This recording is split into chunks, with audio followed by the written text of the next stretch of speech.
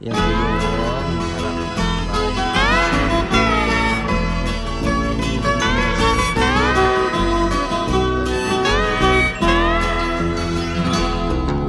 Wala ka bang napapansin Ngayon wala pa.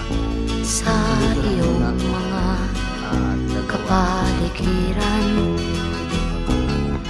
Kay dumi na ng hangin, pati na ang mga ilog natin.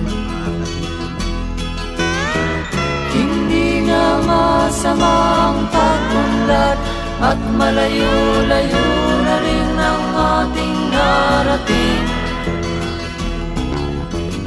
Ngunit masdan mo ang tubig sa dagat, dati kulay asul, ngayon'y naging itim.